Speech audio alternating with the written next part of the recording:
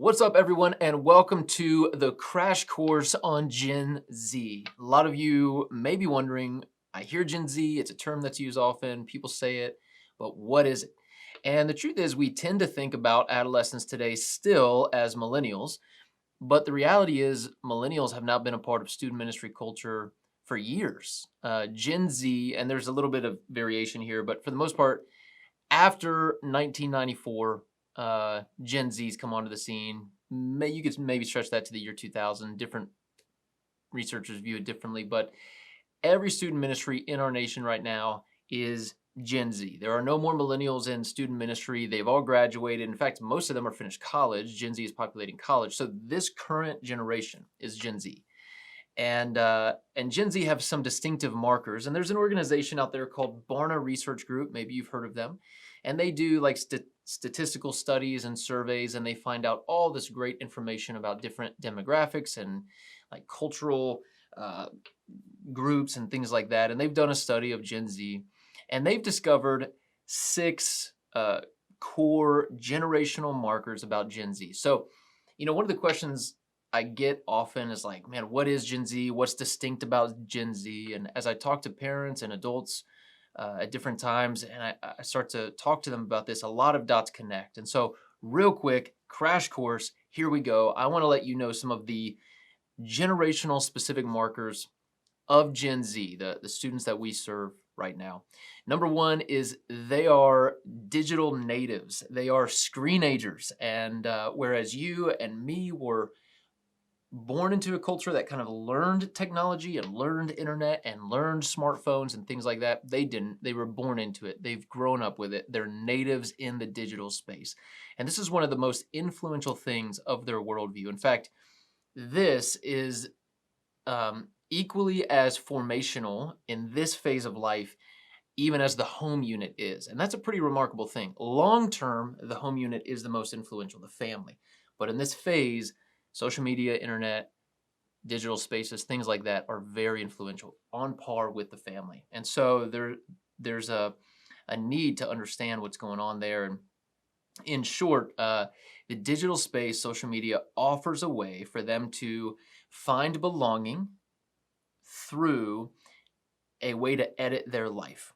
And so, the famous philosopher Rene Descartes has this slogan, I think, therefore I am. The modern day rendition of that would probably be, I share, therefore I am. And for Gen Z, sharing experiences on social media is a way for them to share their life and receive accolades or affirmation from the world on a global scale through that space. So they are screenagers. It is their worldview. They live in the digital space. They're digital natives. Another thing I would really want to point out is that for a lot of Gen Z, the idea of real safety is actually a myth. And so think about like the type of movies and the type of books that have risen to popularity over the past few years. You've got things like The Hunger Games and Maze Runner and Divergent, and you have very popular shows like Walking Dead and movies incorporating like zombie apocalypse and things like that. A lot of this genre of like the world has ended, it is post-apocalyptic world. This idea is not random, and it's not becoming more and more popular randomly. It is being birthed out of a generational belief that there is no such thing as real safety. And so backtrack all the way to the generational shift of Gen Z.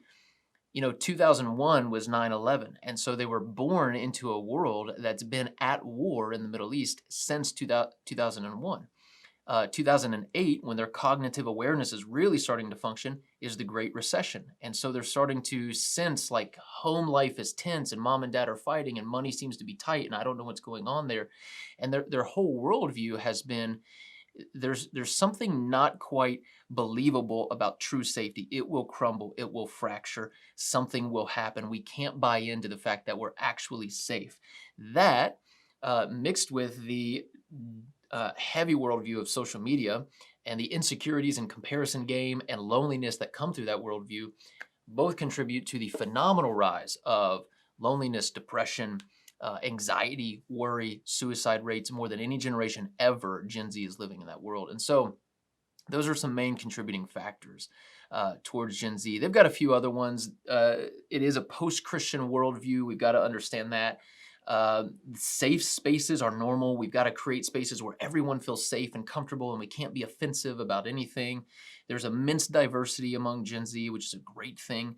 And a lot of Gen Z view their parents as double-minded, where we have like two different standards in life. And so we might be really strict on one thing, but really loose on another. And for them, it's just like, I don't understand why my parents do that.